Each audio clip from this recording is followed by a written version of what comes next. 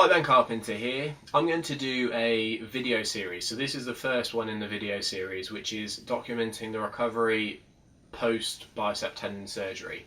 So when I first had this injury, I had some really helpful comments on my Facebook page talking about, from people that are talking about when they injured it, what their surgery was like, what their recovery was like, how long it took, etc. And I thought it was amazing. It was really helpful for me. So because I was grateful of that, I thought it would be helpful for me to do something similar. So what I'm going to do is a very brief video, maybe once a week or however often people want, where I document my recovery post-surgery. So that way I can put them on YouTube and people can go back and watch my recovery and how long it took, etc.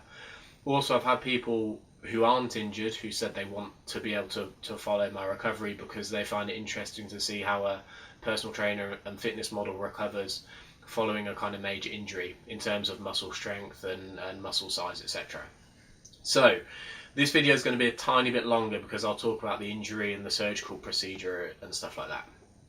So 15 days ago today, I was in the gym. I was on my third set of preacher curls at the time, and I think I was on about the fourth rep, and my bicep tendon snapped. So I was lowering the weight down. I wasn't at the end of my set, I had more reps to do, and the tendon ripped. Now, you know straight away when it rips. It sounds like cloth tearing, where it feels like cloth tearing. I didn't hear it because I was wearing headphones, but I'm pretty sure you'd have heard it if you were listening. Also, you can see it. I was training in front of the mirror, obviously, and you can see the bicep separate from the bone. So because the tendon is holding it to the bone, when the tendon snaps, the bicep isn't being held to the forearm anymore. So you have something called a Popeye syndrome where the bicep tendon raises up the arm, so it sits higher than it should normally. So I went straight to A&E. I know that surgery is what's necessary to fix this, so I thought I'd get the process going as quickly as possible. So I went straight to the A&E at the Horton in Banbury. They had a doctor who palpated the area. I had an x-ray there and then to confirm if there was any bone damage or not, which there wasn't. And then they booked me in for an ultrasound a couple of days later. The ultrasound confirmed that it was a complete rupture, so they booked me in for surgery. Now, I looked at going private, but honestly, the NHS were moving really quick. So although there were a few miscommunications and mishaps, if you will, it was 10 days from injury to surgery, which to me I was quite impressed by. They have to operate on it quite quickly because if they leave it longer than 2 or 3 weeks, it can actually become quite a hard procedure to complete. So my surgery was booked for last Wednesday, which was 5 days ago. I went to the John Radcliffe in Oxford. I was under general anaesthetic, and I was told that I would stay in for probably 1 night, but maybe 2, depending on how I recovered. So I went in, had general anaesthetic, had the operation, which lasted about an hour, and was on a ward. For the day of the procedure, I felt really groggy. So following the general anaesthetic, I was kind of waking up, falling asleep, waking up, falling asleep. I felt nauseous. I threw up a few times. I couldn't eat. The whole of that day, I ate about a handful of grapes, and that was it. So I definitely did not hit my macros for that day. I fell well short. The next day, I still took pain relief. So I had tramadol and paracetamol the day of the surgery. The morning afterwards and the day afterwards, I still had tramadol and paracetamol. Then when I was discharged the next day from the surgery, I was only on paracetamol. And then the day after that, I've been on nothing. So for the last couple of days, I've had no pain relief at all. The arm itself honestly doesn't really hurt, assuming I don't move it much. If I try and hold on to something and there's a little bit too much tension on the bicep, I can have quite a sharp pain.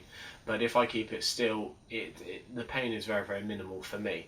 I know Paul, who had this injury, said that he was on morphine, so I assume this varies a lot from person to person. So the plan post-surgery was to be in a brace or a cast for 2 weeks at 90 degrees, 2 weeks at 45, 2 weeks at 30, and then 2 weeks at straight. So they said it'd be about 6 to 8 weeks before I would have it removed. The brace that they tried to put on me, the plastic clasp wouldn't go over my arms. They said my biceps were too big, which of course is like a victory for me. So they had to make this one from scratch. Now, the surgeon following the surgery said he was happy with how it went. So instead of being at 90 and then at 45, he's actually put me at 45 straight away. So they had to make this from scratch. I went to the cast room. There's this mechanism which facilitates the movement, and then to attach it to my arm, they've had to put me in 2 mini casts, which aren't necessary. It's not like I've broken a bone, but that's just how they have to fix the mechanism in place. So I've got 2 solid casts, and then they've got slits up them. The slits are so they can open it and change the dressing around the elbow, and then I've got these Velcro straps just to hold the cast shut. Now, although the mechanism stops me going past 45 degrees, it actually hurt just going to that angle right up until today. So this is a 5th day post-surgery. So right up until today, I've been wearing a sling, which has actually kept me at 90 degrees because it hurt just to let my arm hang. So in terms of movement, I have about 5 to 10 degrees of pronation and supination, and that hurts. I have a hand, which I don't know if you can tell, but this hand is very, very swollen compared to this one. So it looks like someone's taken a glove and inflated it, so this isn't very sexy. In terms of flexion, I have very, very little.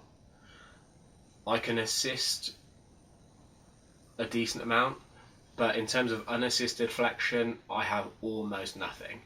So basic tasks can be quite difficult. I can't hold a mug of tea in my left hand, even isometrically. There's just not that level of strength. That's quite painful. I can't style my hair, so I'm styling my hair with one hand. So some days it looks like I've thrown wax in my hair and then been dragged through a hedge backwards.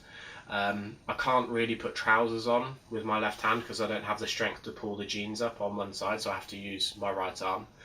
I can't do things like fastening my own belt very easily just because there's not much strength in my left arm to even hold the belt buckle in place. And it took me a good 10 minutes to get out of the bath for the first time because it hurt if I moved this arm a lot. Having it almost strapped to me while I'm trying to get out here was painful and it was uncomfortable, so it took me a good 10 minutes to try and find a way to get out of the bath without hurting myself. So yeah, it's been a tricky few days. I feel like I'm kind of learning things that I can and can't do at this point. But on the whole, I'm pretty happy. I'm happy that I'm ahead of schedule in terms of how much movement I've got. I've seen the scar, although beneath the dressing. It'd be too hard for me to show you, but I'll show you at some point. And from what I can tell, it's very, very neat. It's much thinner than I expected, which is a plus, because obviously I prefer not to have a huge scar if I can help it. So yeah, that's basically it. In terms of movement at the moment, I've got very little to zero in terms of pain-free movement, unassisted, in terms of like active movement. Assisted movement, I have a fair amount, but in terms of strength and movement, I have almost nothing. But I'm not in that much pain if I keep my arm still. So it could be a lot worse. So that's it. If you've got any questions, if there's anything you want to ask, anything that I haven't covered, just feel free, and then in future videos I'll just update those things. So next video I'll probably just talk about movement, pain, what I can and can't do, etc., and keep it much briefer. So I hope it's been helpful. If you've got any questions, please feel free to ask. My Facebook page is facebook.com/Ben Carpenter's personal training, and my Twitter and Instagram pages both BDC Carpenter. And thanks for watching. Bye.